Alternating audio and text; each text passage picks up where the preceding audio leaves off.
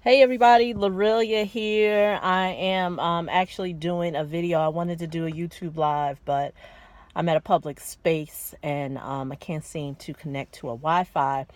But I wanted to come to you with a message real quick and to the point. I just actually left the courthouse. We have officially hit a heat wave here in the Northeast. I think today is about, I don't know, maybe about 40 degrees, going to be 50. So that's some break from last week when we went in the single digits. But my video today is not to talk about weather, it's to talk about real estate. And I'm going to title this video, If It Was Easy, Everyone Would Do It. And what do I mean by that? Um, I'm never one who tries to persuade someone that a task is really hard and you can't figure it out. I mean, I think a lot of people in business, and I know I've noticed this just being in business, they want to make it seem like whatever it is you're working towards, it's this big mountain, and there is no way that you can figure it out unless that person helps you or assists you, what have you. And I've I figured that to be untrue. There's too many resources that are out there, whether it is a library full of books, whether it's on Amazon, whether it's Barnes and Noble, whether it's on the internet, whether there's people you meet or what have you. There's a plethora of information that can help you learn anything that you want to learn. But there is one thing that most people will not do. And that really is the determining factor of if one would be successful and if another person would be successful. And what I mean by successful is not the transparent version of some people measuring your success based on um, physical attributes or things that you've acquired, big homes, big cars, whatever they may want to measure success is. I'm talking success from the benefit of we're using real estate wholesaling, which is what I'm using with this example, it's the ability to do deals or to get access to deals to be able to wholesale. That is what I'm measuring success with. Not you are one hit wonder, you hit one out of the park, you made about 70,000 and you have never been able to recreate that scenario. I'm talking about the ability to wholesale on a regular basis to sustain yourself.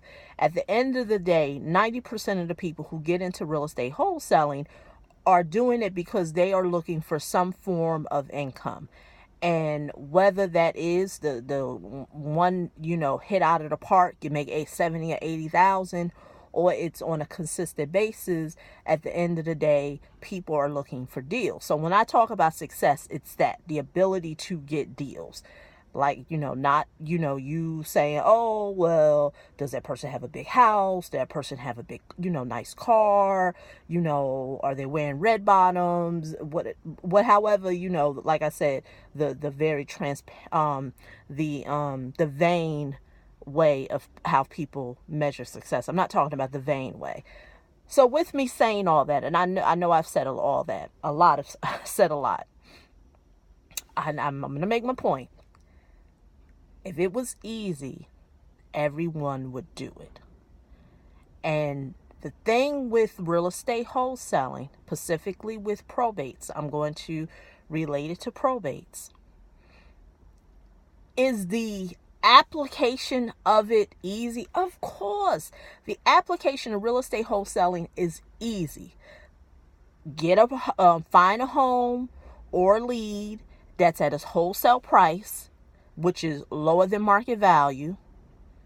Leave some in between for yourself, along with taking into account repairs and other costs that are attributed to that home, and be able to now resell that contract to another investor for a particular fee. The application and the understanding is easy. Even a 5-year-old could understand it, or a 10-year-old. That is easy.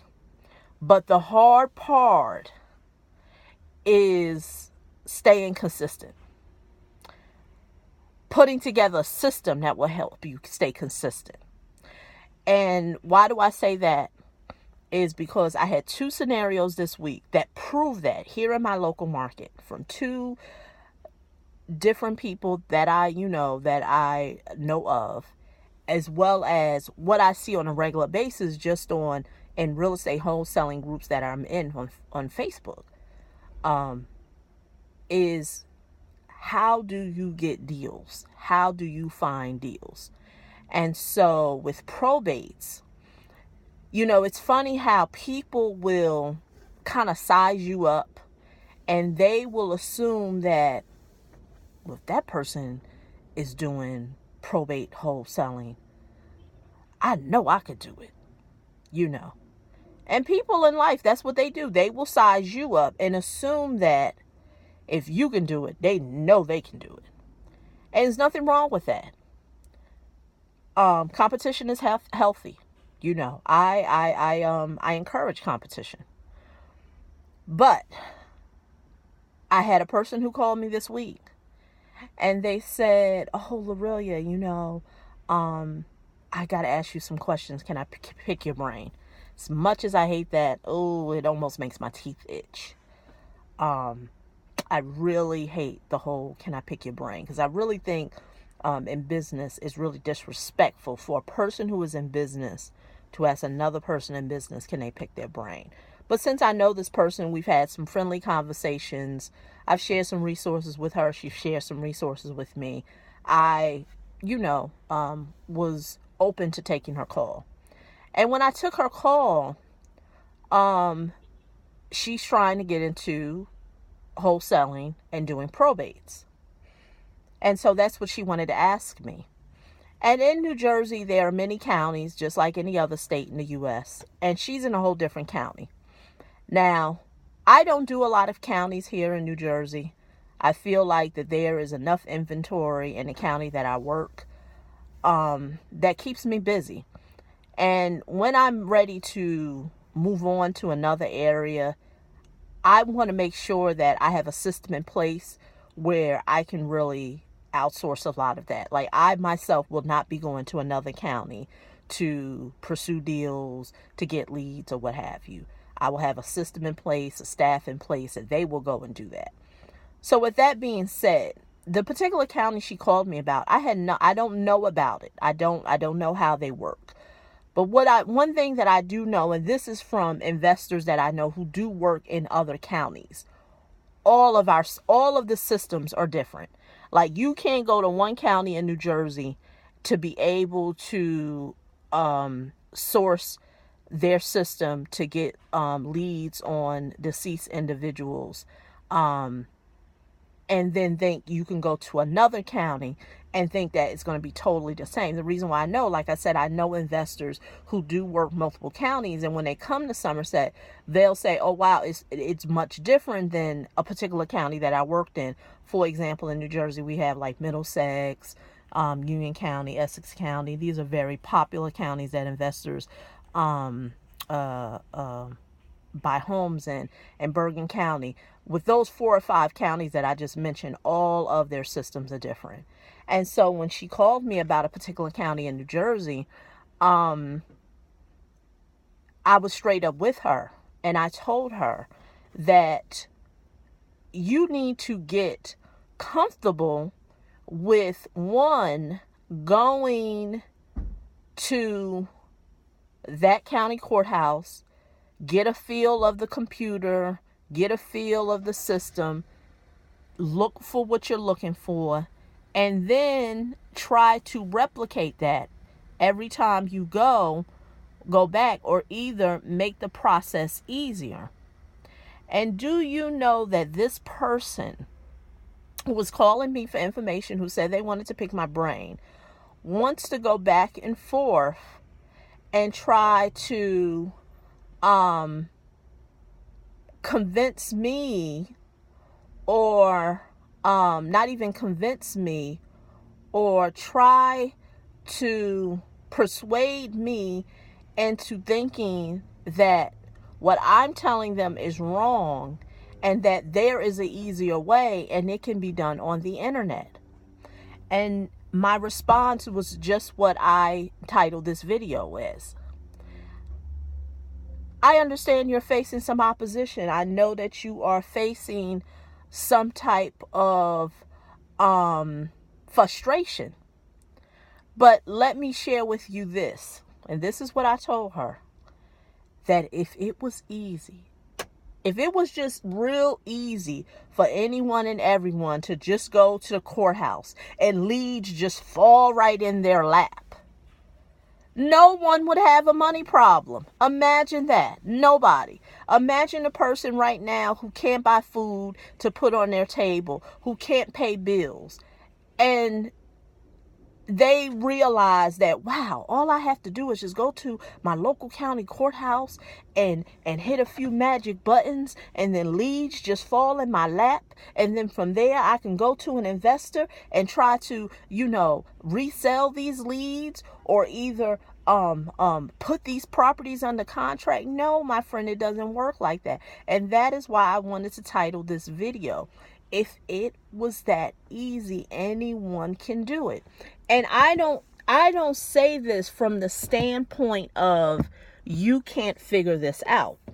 I'm not talking from that standpoint, because like I said, the application of real estate wholesaling is easy, but the hard part is creating a system of consistency for you to get ongoing leads, so you can have things in your pipeline to put under contract. That's if you want to consistently close on a regular basis. Like I said, now if you just want, a shot out the park once in a blue moon, okay, I get it. All right, you lucked up on something. You got $80,000, 90-some thousand. You feel like, okay, boom, that's more than 90% of the people what they make in America. Whatever the stats are on income and careers or what have you. But if you're really trying to be in this and pursue it as a business, the great thing about success is that, and I've learned this, I had a good friend who told me, is that, and this is so true, you just got to do a tad bit more than what the rest of the people are doing. Because, see, most people aren't going to stay consistent.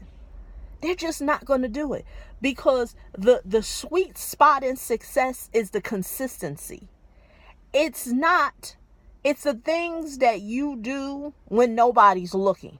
See, it's easy to stunt on Instagram and be in front of properties, or sitting in a closing room talking about you just closed on, that's easy. That's easy. But the hard part is the calls that you are making, whether it's daytime or nighttime, the cold calls. The hard part is, I should have did this video, and when so I can show you the stack of mail that I had to mail out, or the leads, me going to the courthouse and getting leads. Like, that part ain't easy. And see, that's why I never really get caught up. I never forget a friend of mine, a guy that I really respect in the field of real estate wholesaling here in my local market. I almost call him my my mentor, someone that I really look up to. And not that he has personally coached me and mentored me, but I really took the insight and the information that he told me for truth, and I didn't take it for lightly. And when he used to pour into me and tell me ways that he was getting deals and he was pursuing real estate, and I used to say to him, because you really don't meet too many people where their cup is really full, and he was someone who was really giving from his overflow. Like, he was not giving from a place of an empty cup. He was giving from a place of an overflow.